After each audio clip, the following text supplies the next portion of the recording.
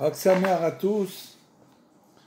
Voilà donc le troisième chapitre, le deuxième cours, sur le troisième et quatrième chapitre de la chronique historique de Hanouka. En ces temps-là, vivait à Modine, vous voyez que les noms ont été gardés, Baruch Hashem, une petite ville située à un carrefour central sur la route de Jérusalem à Jaffa. Donc vous connaissez bien tous cette ville. Et un prêtre déjà âgé du nom de Mattathias. Il était de la descendance de Yehoyariv et avait lui-même 5 fils. Jonathan, surnommé Gadi, bien sûr c'est des surnoms par rapport aux Grecs naturellement, Shimon surnommé Tassi, Yehuda surnommé Maccabi, Éléazar encore appelé Avaran et Jonathan connu sous le nom d'Apéphos.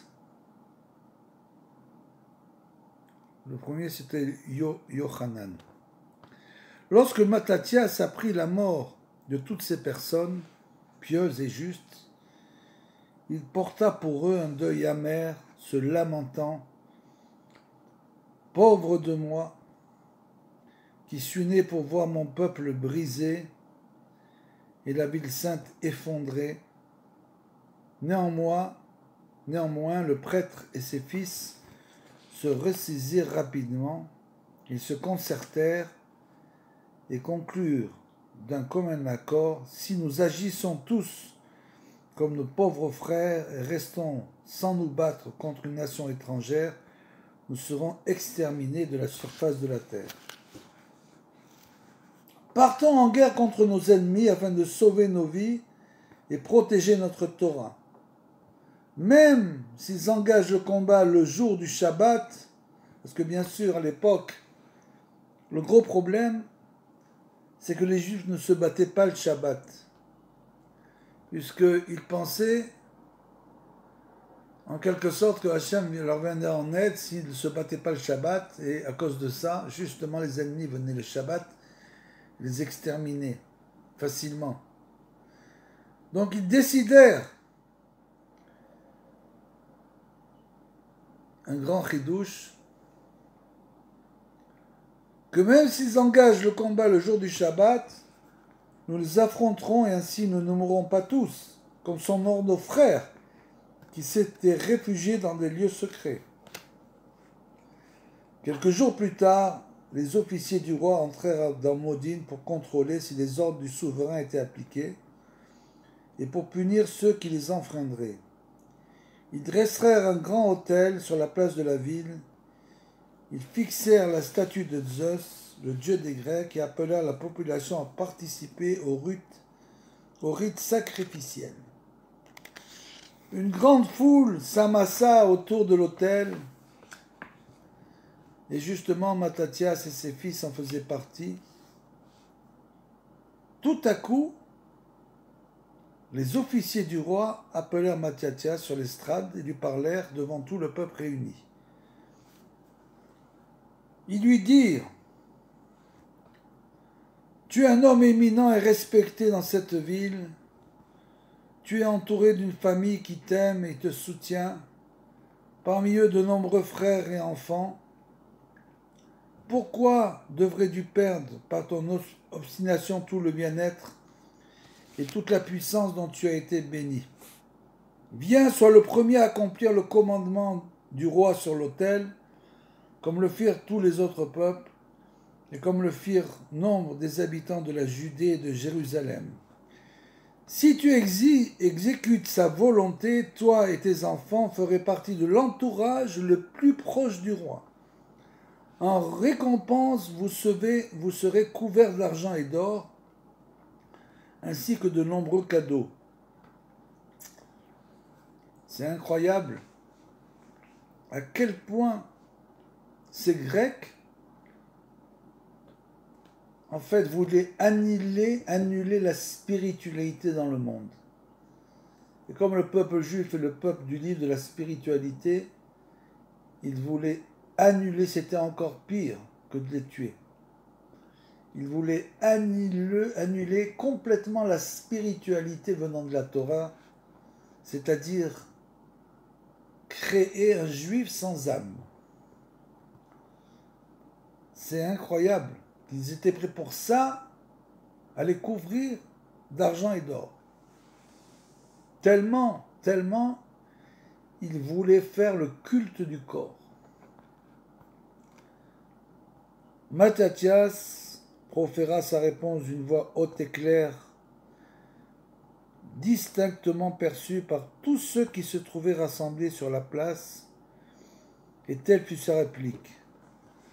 Quand bien même tous les peuples annexés à l'empire d'Antiochus le obéirent et renonceraient à leurs traditions, à leurs coutumes pour suivre les voies des Grecs, moi, mes fils et mes frères, continuons à suivre le chemin de nos pères et ne trahirons pas l'alliance divine qui est nôtre. Loin de nous l'idée même d'abandonner notre Torah et la tradition de nos ancêtres.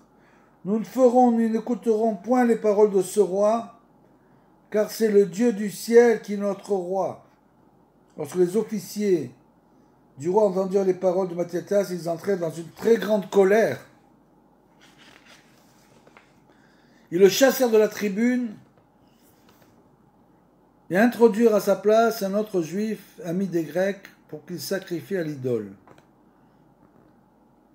Ce dernier s'approcha de l'autel, se prosterna jusqu'au sol devant la statue païenne et commença l'immolation donc du porc. Mais avant que ce faux prêtre n'ait eu le temps d'allumer le bûcher, Mattathias bondit jusqu'à l'autel, sortit une courte épée qu'il avait dissimulée sous son vêtement, et d'un seul coup tua le traître. Sans attendre, il courut vers le chef des officiers grecs et le tua aussi. Lorsque la foule nombreuse rassemblée en ce lieu vit ce qui venait de faire Mattathias, ils se saisirent des soldats grecs et les tuèrent jusqu'au dernier. Ensuite, l'autel fut détruit, la tribune démantelée, et soudain, le silence se fit. Mattathias monta sur les décombres de l'autel et commença à haranguer le peuple d'une voix puissante. « Juifs, partons en guerre! Que tous ceux qui gardent jalousement la Torah et sont restés fidèles à l'alliance de notre Dieu me suivent dans le combat pour la défense de notre foi. » Autour de lui se regroupèrent ses 5 fils et quelques dizaines d'habitants de la ville. Ensemble, ils entamèrent une course rapide vers les montagnes de Bethel, au pied desquelles se trouve la ville de Modine. Ils se dissimulèrent dans les grottes aux alentours de la ville de Gophna, et de là commencèrent à organiser la révolte contre les Grecs et leurs collaborateurs juifs. La vie dans ces grottes était presque insupportable et après quelques mois de clandestinité, le vieux Mattathias tomba gravement malade. Avant de mourir, il rassembla autour de lui ses fils et leur ordonna de poursuivre la guerre dans laquelle ils étaient engagés. Bien sûr. C'est dans ces termes qu'il s'adressa à eux dans un discours qui lui tient lieu de testament. « Mes enfants, soyez zélés pour la Torah et dévouez-vous entièrement à l'alliance de nos beaux-pères. Rappelez-vous des mérites de vos aïeux qui se sont donnés corps et âme pour le salut de leur peuple. Souvenez-vous d'Abraham, d'Isaac et de Yaakov. Souvenez-vous de Moïse et de Pinchas. Souvenez-vous de Josué et de Caleb, de David et du prophète Élie. Gardez présent à l'esprit le souvenir de Daniel et de Hanania, Michaël, Azaria.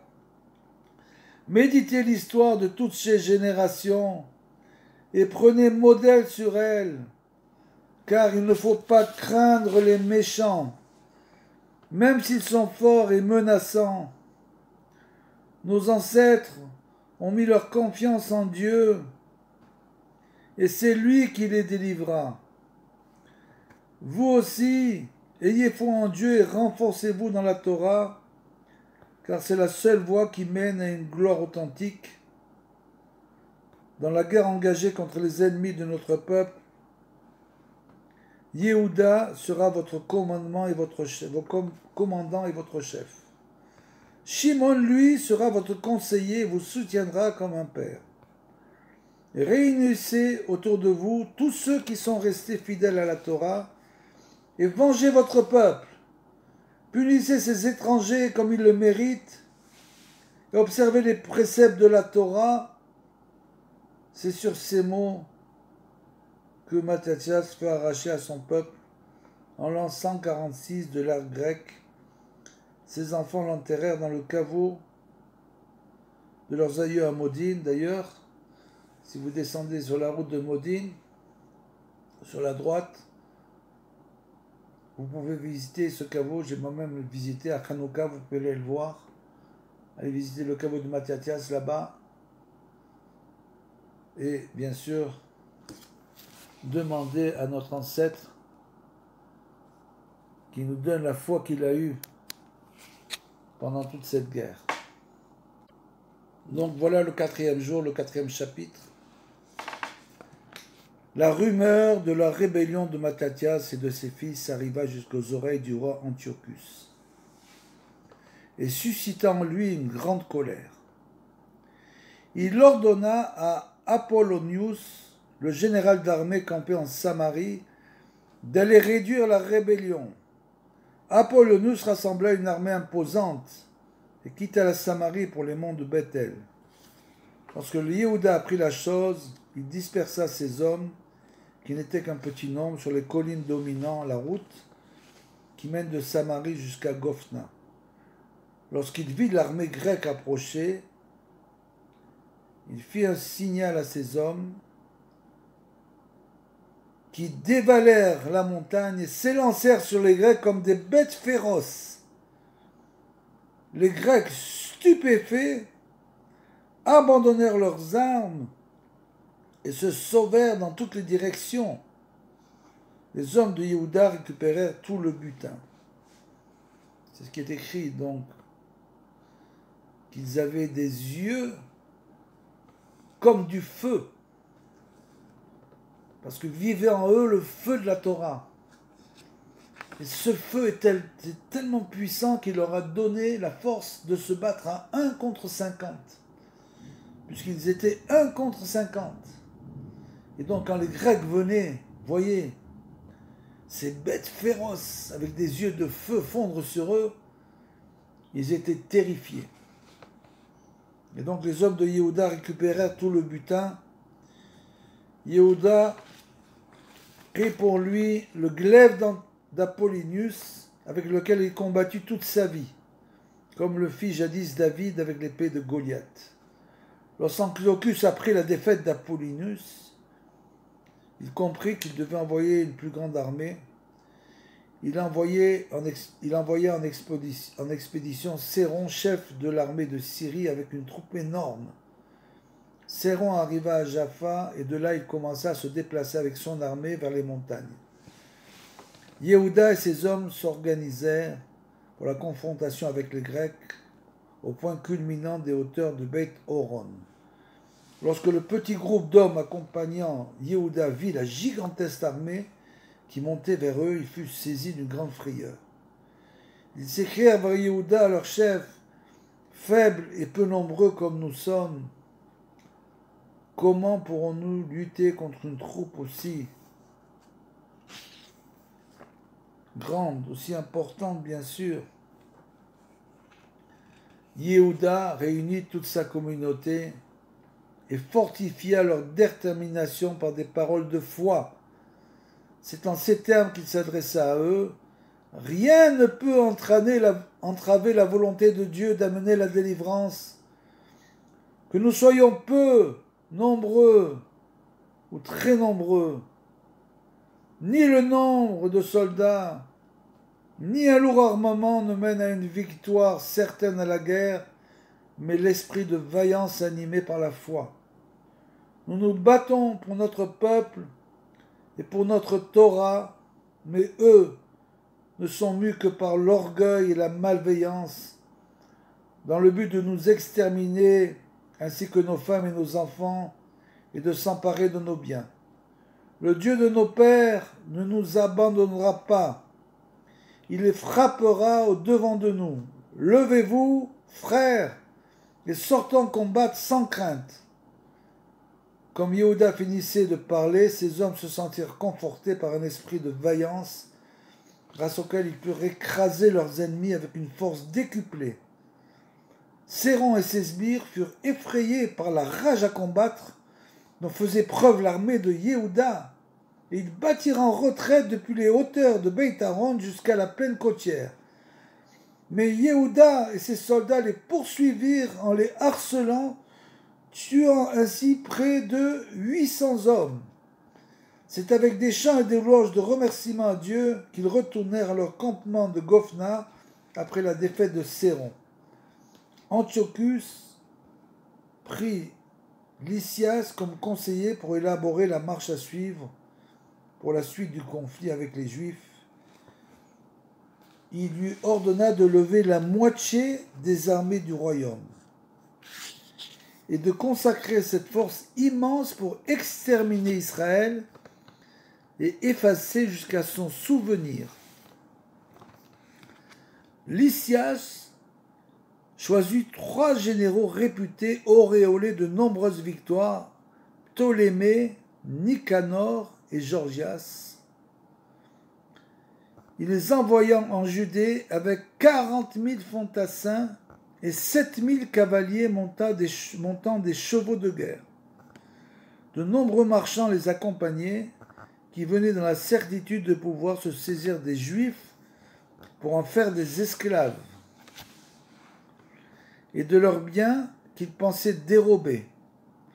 Cette imposante garnison s'installa dans la vallée d'Ayalon, à côté de la ville grecque d'Emmaüs. Yehuda, quant à lui, rassembla tous ses hommes à un endroit stratégique, non loin de Jérusalem, là justement où les Juifs avaient coutume de prier depuis l'époque du prophète Samuel. Ils y prièrent avec ferveur, lurent dans la Torah, et sonnèrent des trompettes une journée entière. Ce jour-là fut également décrété jour de jeûne. Yehuda renvoya chez eux tous ceux qui venaient de construire une maison, comme c'est écrit dans la Torah, de se marier ou de planter une vigne. Il renvoya aussi tous ceux qui n'avaient pas le cœur assez fort pour affronter la bataille, comme c'est écrit dans la Torah, que si une personne a peur, ne doit pas aller à la guerre. Il encouragea par des paroles de foi tous ceux qui étaient restés et acheva sa harangue par la proclamation suivante: mieux vaut mourir à la guerre que de voir le désastre de notre peuple et de notre temple. Au coucher du soleil, Yehuda reçut des nouvelles provenant des guetteurs qu'il avait postés au sommet des montagnes. Il lui annonçait que Gorgias montait vers les hauteurs de Beth Horon avec 5000 fantassins et 1000 cavaliers d'élite, alors que son armée était, on l'a dit, de 40 000 fantassins et 7000 cavaliers d'élite, tandis que le reste de l'armée était resté dans la vallée. Aussitôt Yehuda organisa ses troupes, environ 3000 hommes, et les guida promptement par les défilés, les faisant dévaler vers la vallée d'Ayalon. L'aube se leva lorsqu'il arriva aux confins de la vallée, face au campement encore endormi et inconscient du danger. Là, il divisa son armée en 4 colonnes, lui-même prit le commandement de la plus importante, et ses frères Shimon, Yochanan et Jonathan près de la tête des autres colonnes. Yehuda dicta ses instructions à ses frères, en leur précisant que dès qu'ils auront entendu le mot de passe « Adieu » et le salut, ils devront partir à l'assaut du camp grec. Chacun d'un côté différent. Quand le signal fut donné, Yehuda et ses frères à la tête de leurs troupes firent une percée dans le camp des Grecs, dans lequel régna immédiatement une grande confusion. Ils tuèrent plus de 9000 Grecs et les rescapés durent s'enfuir vers Gézer, Ashdod et Yavne. Malgré cette grande victoire, bien sûr, Yehuda ne permit pas à ses hommes d'aller ramasser le butin dans le camp, ni de prendre quelque repos après cette dure bataille. Il mit son armée en position de combat dans l'attente de la rencontre avec l'armée de Gorgias, qui descendait de la montagne vers la vallée. Après avoir en vain cherché Yehuda durant toute la nuit, au bout de quelques heures, Gorgias et ses hommes épuisés furent de retour dans la vallée et virent la fumée qui s'élevait du camp. Un souffle de panique les saisit et ils se dispersèrent à tout vent. Alors seulement Yehuda permit à ses hommes de piller le camp grec. Ils emportèrent avec eux de nombreuses armes, de l'argent et de l'or, toutes choses qui leur étaient indispensables pour la poursuite du combat. Le Shabbat entra avant qu'ils n'eurent le temps de retourner chez eux dans les montagnes. C'est là, dans les tentes incendiées des Grecs, qu'ils accueillirent le Shabbat par des chants et une joie immense. Ils remercièrent Dieu de toutes les bontés qu'il leur avait prodiguées en faisant tomber une armée composée de myriades de cavaliers et de soldats parfaitement équipés aux mains d'une poignée de combattants armés seulement de leur épée. Dans leur prière, ils demandaient à Dieu de leur donner le privilège de voir restaurer le culte du temple et de voir aussi les prêtres de Dieu remplacer les prêtres de Ménélos. Couverts de gloire, ils retournèrent après le Shabbat au camp de Gophna.